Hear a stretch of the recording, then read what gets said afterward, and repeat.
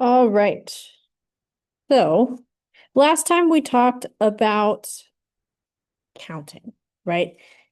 Less so like reciting numbers, but more so asking how many things are there if we're looking for a specific kind of item. So like how many students are at St. Mary's if we know the number of people in the different classes. And so we've got two different main rules that we use to calculate this. We've got the addition rule, which we look at the pairwise disjoint sets. So for how many students are at St. Mary's, given that we've got 300 of each class, we can calculate that, where these sets are pairwise disjoint, meaning that pairwise, so looking at a pair of them, so like the third years and the first years, they're disjoint, meaning that no student is both a third year and a first year. And so that's pairwise disjoint. And so because they're pairwise disjoint, we can just add them all together and we get 1200. That's the addition rule. The multiplication rule, so we talked about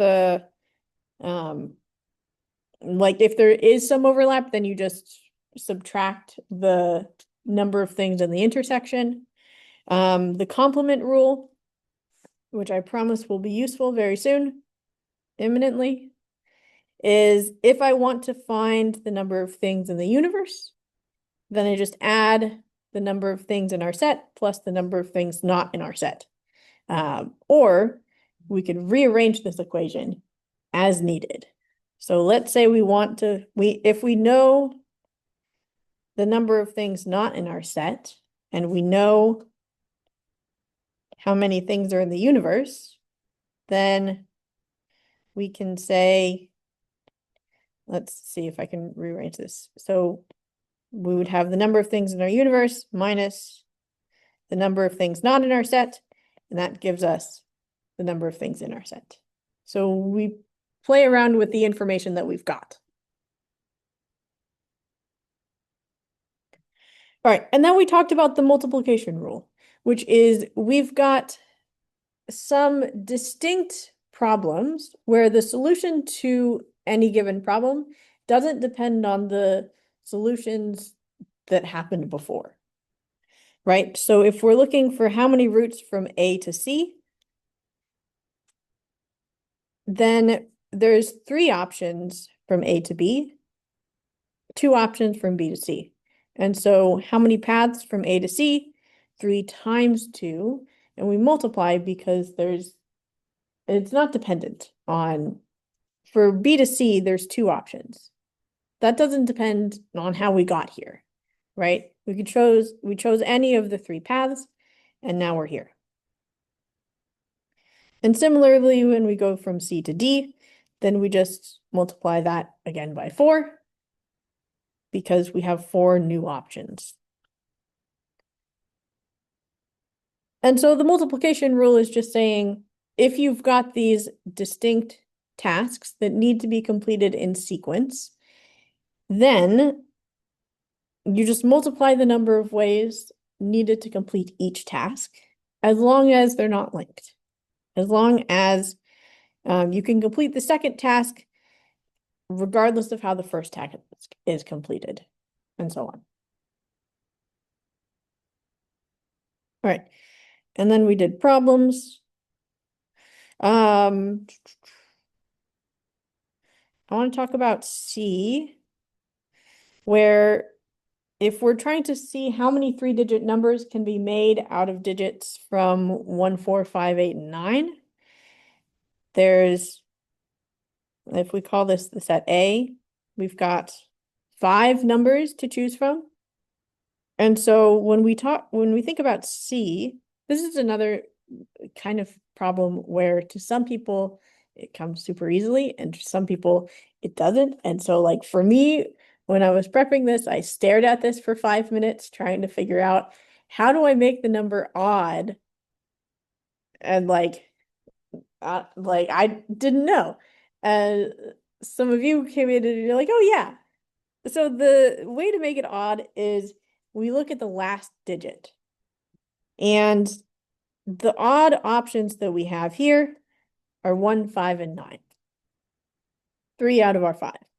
So for our last digit, our ones digit, we have 3 options. So our ones digit is fine. For our tens digit, so we know that the digits don't repeat. And so we've used, I don't know which one of the 1, 5, or 9 we've used, but we've used one of them. And so then there are 4 options left in our set. And so 4 options left here. And then once we've picked that digit, then there are 3 numbers left in our set that we can choose from. And so we can say that's 3 times 4 times 3. And so this digit is the hardest one out of them all to grasp of what we're actually doing here.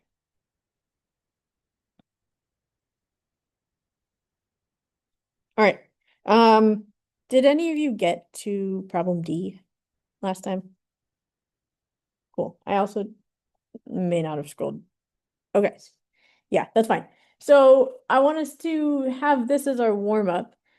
So maybe if you I don't remember who the groups were last time, but if you do, get in those groups and think about this for a few minutes.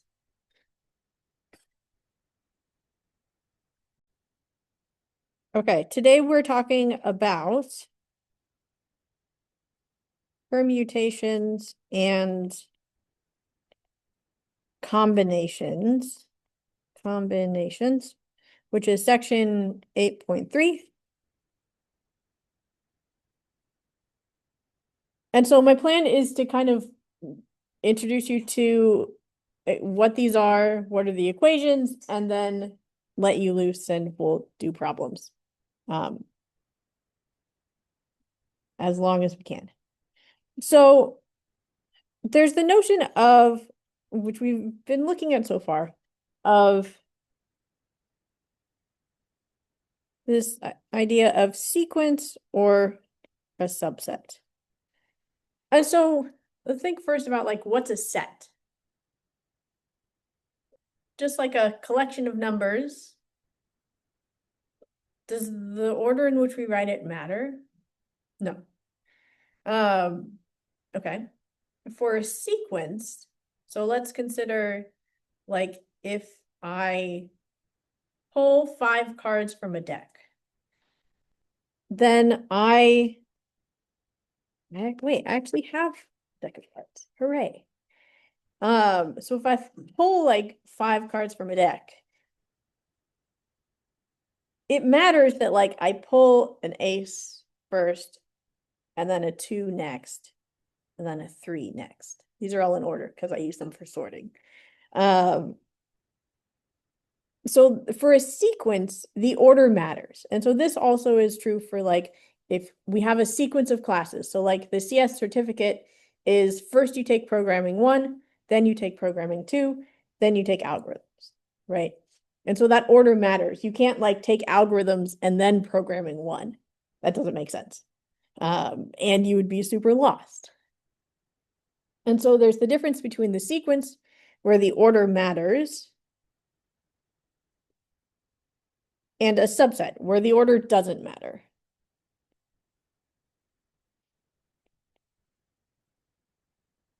And so maybe if I am paying for something with 3 coins, it doesn't matter the order that I give them in, as long as they all add up to the number that I owe, right? All right, so we'll talk about permutations and combinations, respectively. And so permutations is tied with the idea of sequence, where the order matters. Combination ties into this notion of a subset where an order doesn't matter. And so we define a permutation, or the book defines a K permutation as if we've got some set A and we're given some number K, so given A and K, we say that we have a K permutation is a sequence of K distinct elements. Would help if I can spell distinct. K distinct elements of A. Okay.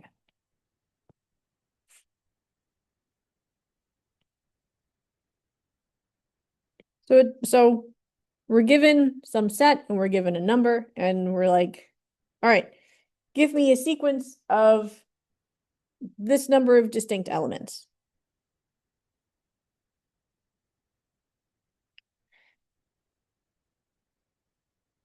And so the side note is that if K is N, then we just call it a permutation. And so the example of a permutation is our question from last time of, we've got 6 people, how many ways can we line them all up? Right? And so in that case, our N was 6 and our K was also 6 because we want to line up every person. If we have 6 people and we only want to line up the first 3, how many sequences can we find of these 6 people, right? We're the first person in line, second person, third person. That order matters.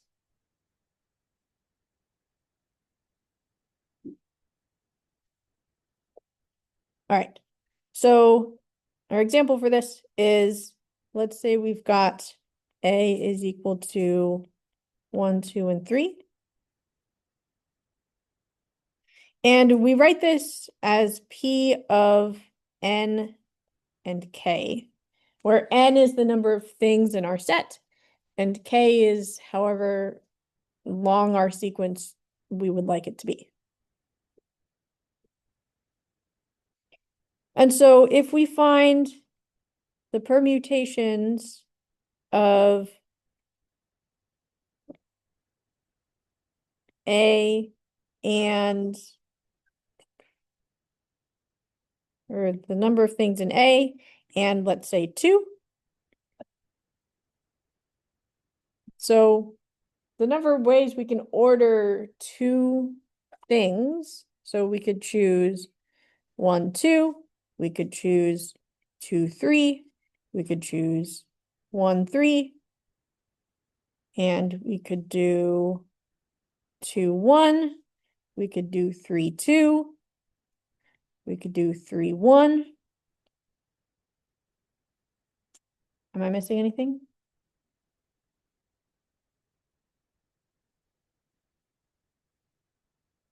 I don't think so. Okay, so there should be 6. 1, 2, 3, 4, 5, 6. Great. So yeah, so we've chosen these length 2 sequences, and there's 6 possible ways we could have done that. The combination, again, we have this notion of a K combination. So we can say, I would like to choose K things out of this list of length N. And this is a subset of K distinct elements of A. So permutation is sequence, the order matters. Combination is subset, order does not matter.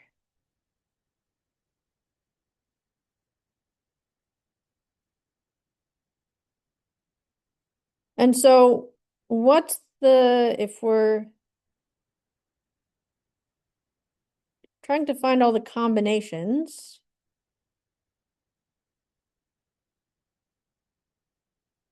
how many of them are there if we're in a set of 1, 2, and 3?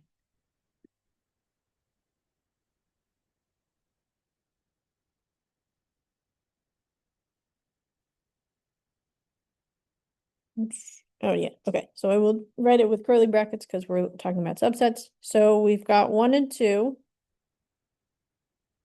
We've got 1 and 3. We've got 2 and 3. Anything else? Nope. Because if we look at the permutations, it's so like 1 and 2, then we flip it to get 2 and 1. 2 and 3, we flip it to get 3 and 2. 3 and 1, we flip it to get 1 and 3. Those are different things when the order matters. When the order does not matter, they're the same thing. And so the number of combinations is just 3.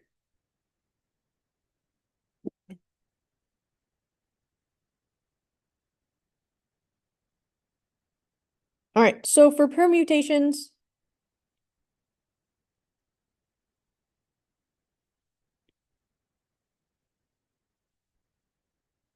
so the number of k permutations that can be formed from an n element set is, in terms of an equation that we can manipulate, n times n minus 1 times n minus 2.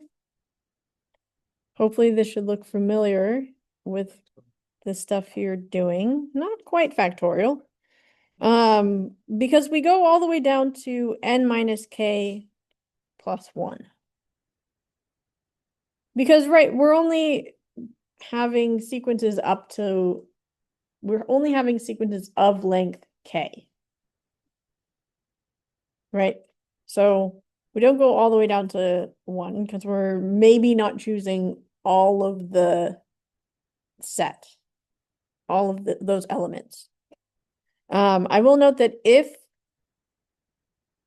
we are choosing all the elements, so if we are ordering all 6 people into a line, then this does end up being n factorial.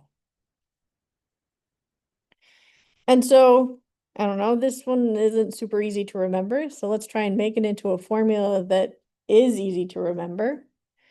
And so the issue here is that we've got,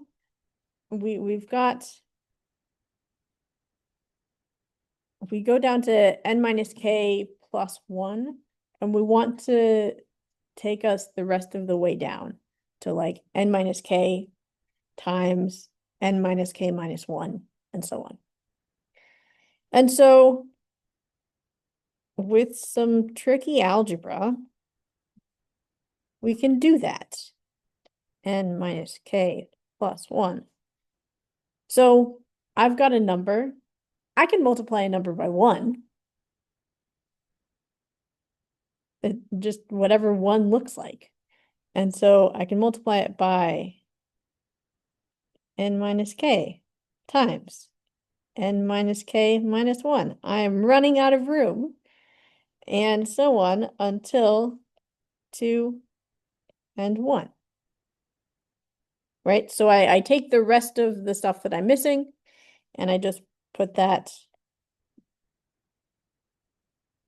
n minus k minus 1 times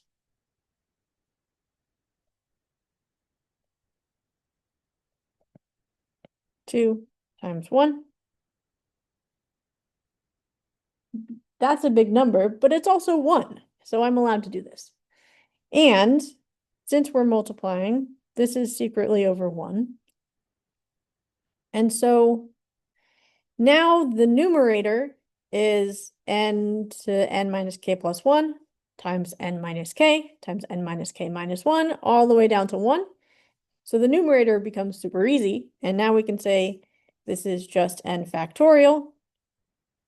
And the denominator is 1 times n minus k times n minus k minus 1, which is just n minus k factorial.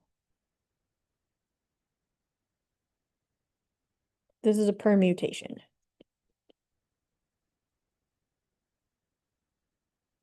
So N is how big our set is. K is how many things we're choosing. All right.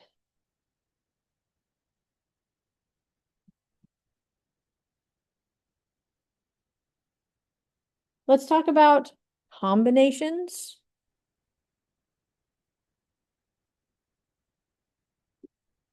So I am going to give you the equation for combinations. I will also tell you the notation that you will see as you look around the internet.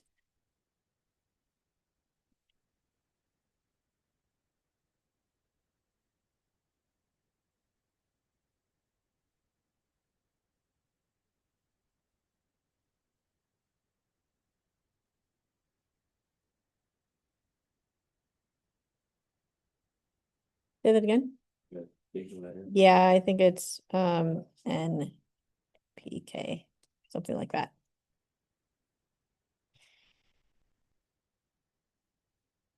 Okay, and so for a combination, we typically write it as like a big C and then as subscripts on either side is N and K. Or you can write this where we read this as N choose K. And it's important to note that this is not the same as N over K. So it's kind of like a fraction, but there's no bar in the middle there. And in terms of the equation, so if we think about, like, we've done the work to get the permutation, but the thing is for combinations, the order doesn't matter. And so there's all those permutations of K that we don't care about. And so we can just divide this number by K factorial to get rid of all those extra options. And so when we do that, we get N factorial over N minus K factorial times K factorial. So this is our combination equation.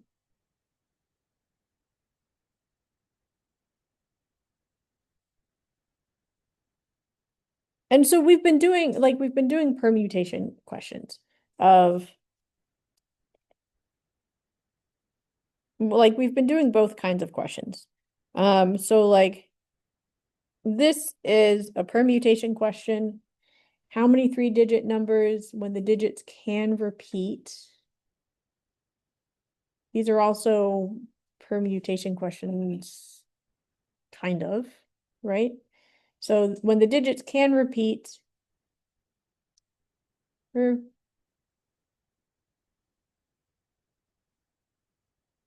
maybe not so much. When the digits can't repeat, then definitely this is a permutation of 5 and we're choosing 3-digit numbers.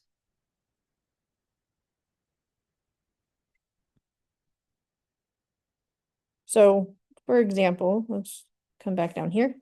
So the permutation of 5 and 3 is, so if we've got permutation is N factorial over N minus K factorial, combination is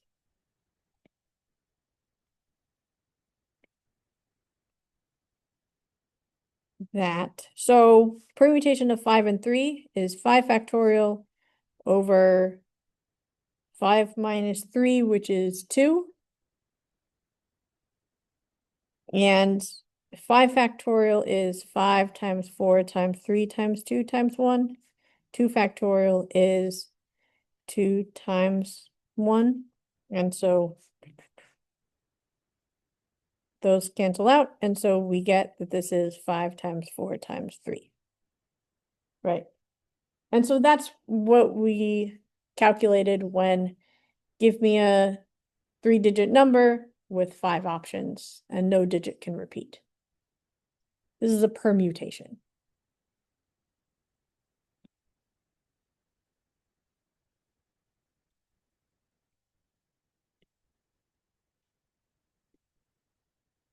A combination of, I want to choose 3 of the digits where the order doesn't matter.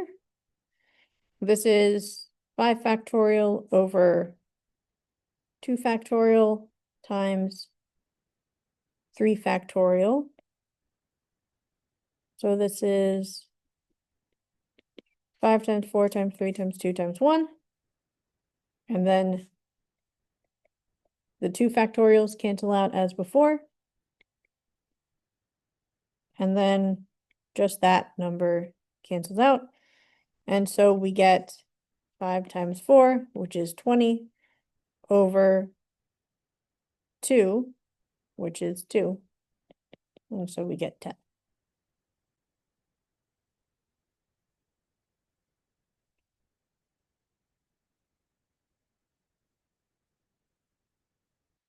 Let's look at another example.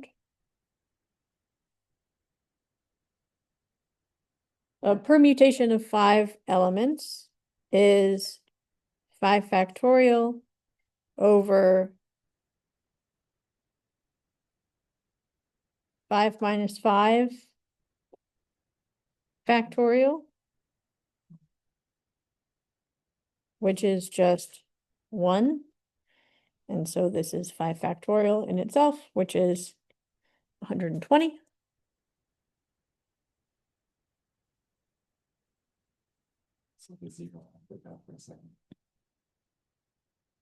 Right, yeah. And then let's look at permutation of 11 and 2.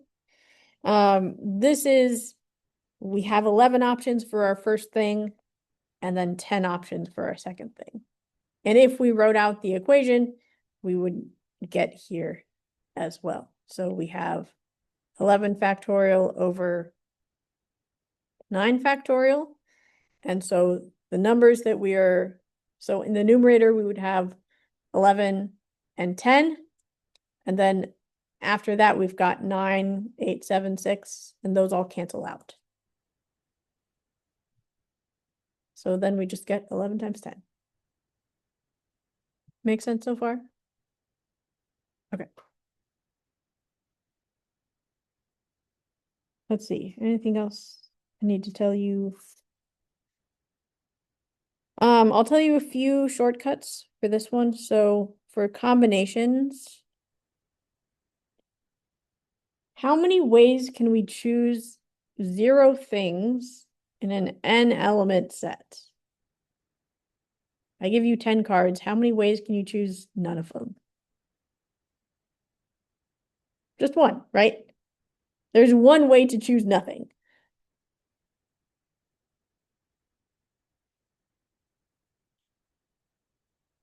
I give you 10 cards. How many ways can you choose where order doesn't matter? 10 of them. Also 1, right? I've got 10 options, and the order doesn't matter here, so you pick all 10 of them. What about, I have 10 cards. How many ways can you choose 1 card?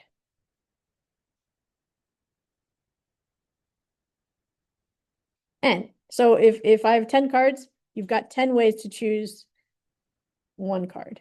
If you have n cards, you have n ways to choose 1 card.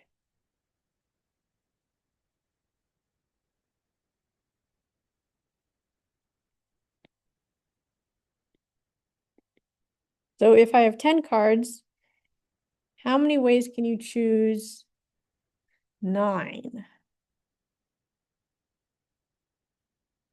Turn to your neighbor and talk about it for a second.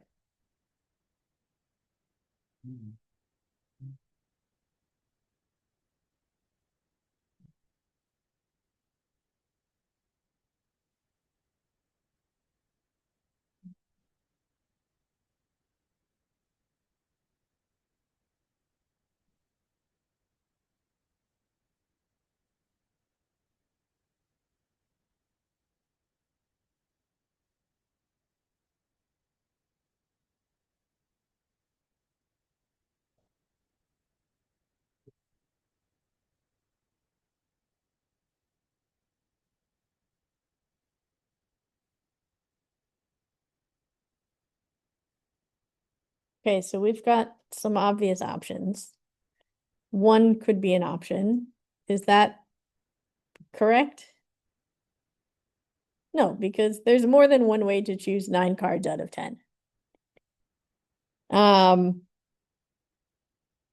The other options are like 10, 9, or 8, probably, because it's more than 2. And so, which do we think the answer is?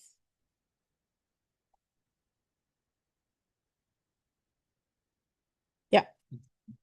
Yeah. So it ends up being N because we have to choose 9 cards. One of the cards will be left out, right? If I've got 10 cards in front of me, I'm going to choose all but one of them. So another way to ask this question is with the complement rule of how many ways can I choose one card? And then the other 9 are left out. And so we know that answer. And so this is like, it kind of breaks your brain a bit where like we have to reframe the question a little bit. So the answer ends up being N because, so how best to write this? So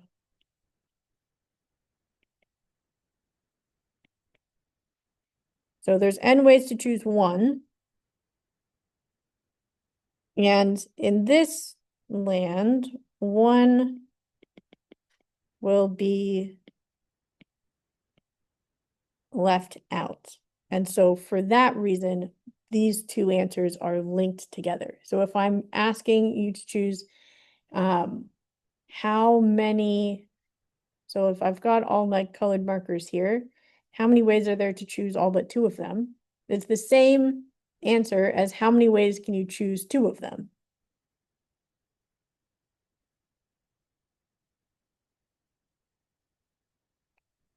All right.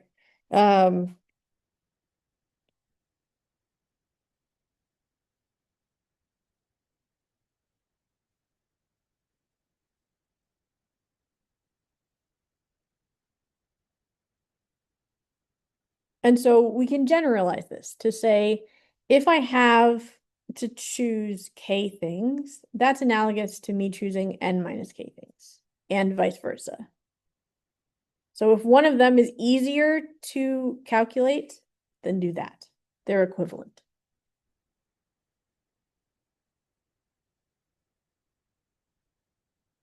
All right.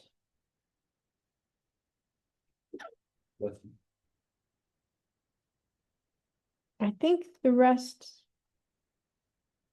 I think we should be good with that for now. Any questions before we go into problems? Questions will arise in the problems, I am sure. So let me, no. Is that, you know, I was right. So that goes down here. That goes down here. If it will let me. Come on. Drag and drop.